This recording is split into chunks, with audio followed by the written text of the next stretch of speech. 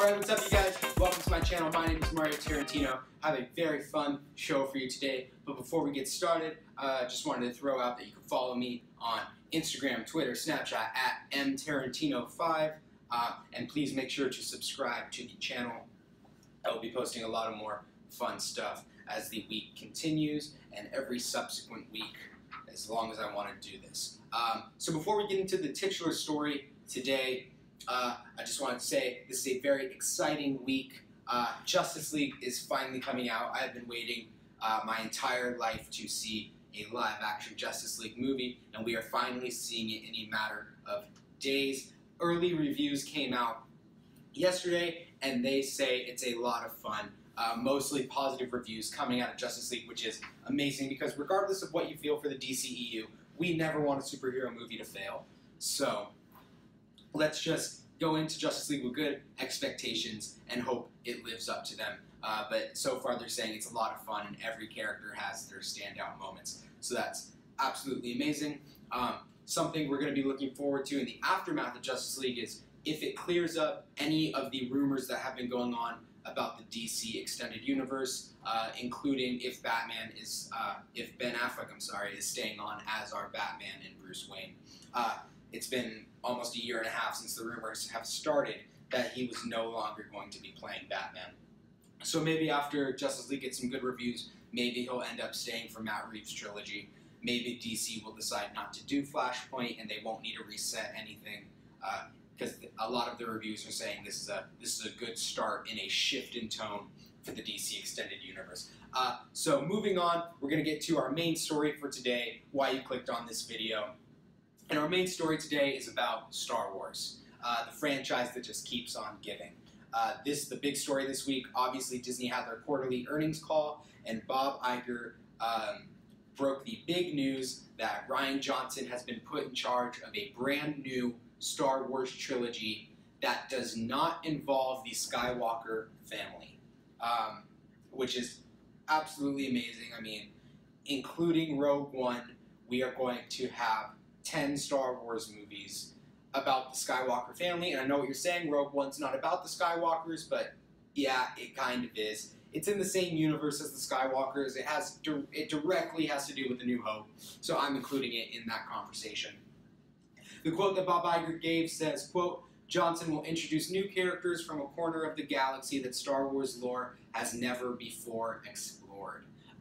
So that's very exciting. The first thing that obviously comes to mind is Disney must have a hell of a lot of trust, and they must love The Last Jedi. Disney and Lucasfilm must be in love with The Last Jedi, in love with Rian Johnson to say, here you go, here's 3 movies. I know he's writing and directing the first one, no mention on the subsequent films, but to put him in charge of this overall universe, exploring characters that we don't know. These aren't even like the standalones like Rogue One, Han Solo, and the third standalone, which is still unclear if it's Obi-Wan, if it's Boba Fett, we don't know. But we're hoping it's Obi-Wan with Ewan McGregor. That's what we want. And then, but to say here's these here, go do whatever you want in this universe. That's a hell of a lot of trust in this guy, Rian Johnson. If you haven't seen 2012's Looper, it's a great movie that he did. I would recommend going and watching it with Bruce Willis and Joseph Gordon-Levitt. But they must be in love with The Last Jedi. But we'll be seeing that in December. It's got early projections of upwards of 215 million opening weekend, which is insane. So we're looking forward to The Last Jedi, and this is just a great publicity push for The Last Jedi, not like it needed one, but to say, oh, the guy who directed The Last Jedi, yeah, we just gave him 3 movies that don't connect to the universe at all. Have fun. So we'll see how that goes. Another great aspect of this is Disney's opening its Star Wars Land in the upcoming years, and this is a great way to keep the franchise going. Not like Star Wars was ever going to die. This wasn't a shock to anyone that they're saying, okay, now we're going to start making Star Wars movies dealing with characters you've never heard of. That's not a shock to anyone. Disney bought Lucasfilm for $4 billion. They're going to keep on making movies. It's just a lot sooner than I anticipated the announcement.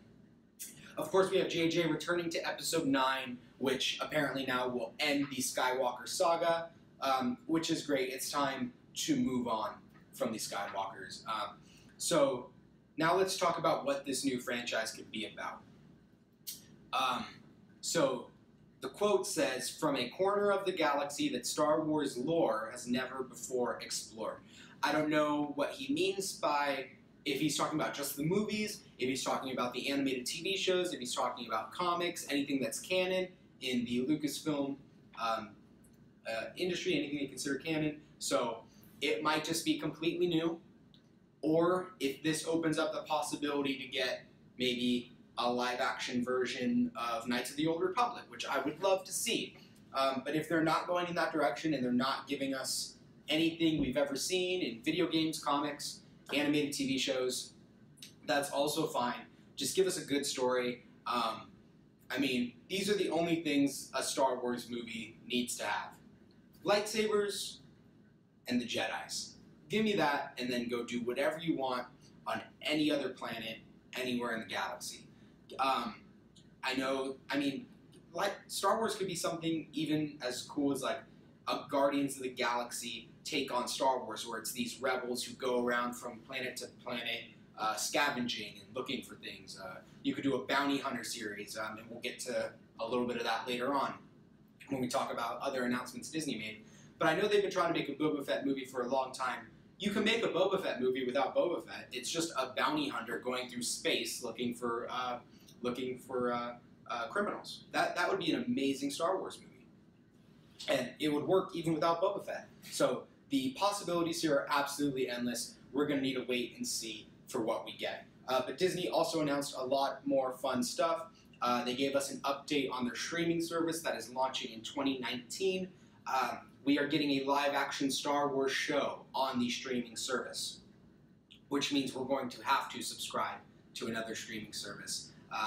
The number of these streaming services just keep on going up. I know CBS All Access, which I had no plans of subscribing to, they recently announced that Jordan Peele is remaking the Twilight Zone TV series for them on that, so now I have to get CBS All Access.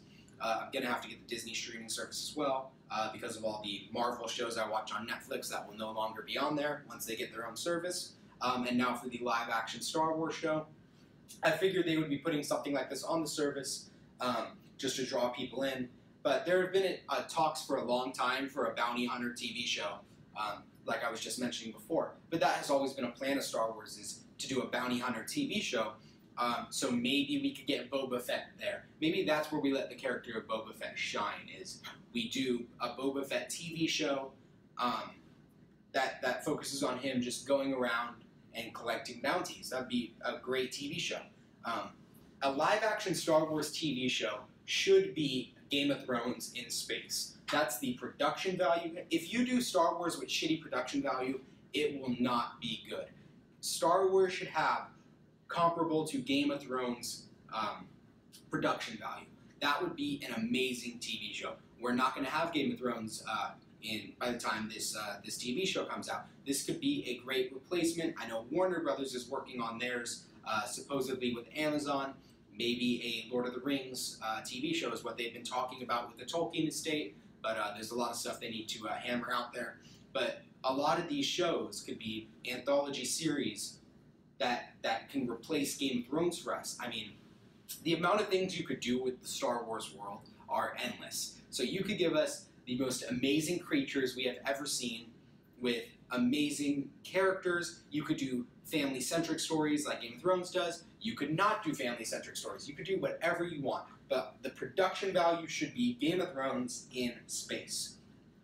Now, moving on from Star Wars, Disney also announced 2 new shows that they are including on the streaming service, one of which I am curious about. The other one, I have no idea why. But the first one is Monsters, Inc. So a Monsters, Inc. TV show on the Disney streaming service. I am only interested in this if it is a direct continuation of Monsters, Inc. Don't give me the Monsters University bullshit. Give me Monsters, Inc. When Sully opens the door, I want to see Boo. That's the only TV show I want to see. I don't want to focus on other monsters in the monster universe. I only want a direct continuation of Mike, Sully, and Boo. Don't give me anything else. Thank you. The second show they announced is High School Musical, the TV show. It's not going to work. I know High School Musical 4, it's zombie High School Musical because Disney wants to get on the zombie train for some reason. But I know that's in production, and that's separate from this. This would be just, I imagine it's Glee. Isn't that just what High School Musical TV show would be like? Disney's version of Glee? I can't even imagine. Don't try to tie it in with the third High School Musical with those new kids who kind of took over for all the originals, like the other kid who took over for Troy. And then don't just recast the original cast and say, this is the new Troy Bolton. Either do High School Musical Glee, which I imagine it would be, or don't do anything at all. The final thing is he gave a quote on the price of the streaming service. Iger said he expects the service to be priced, quote, substantially below, unquote, Netflix $10 a month subscription price, which is great. So, because if we're going to be subscribing to, 6 streaming services, you got the big ones, Amazon, Hulu, Netflix, and then you start getting into CBS All Access, Disney, and then whoever else comes in. They start adding up. So if this is substantially below, I would guess he's saying somewhere between $5.99 and $7.99.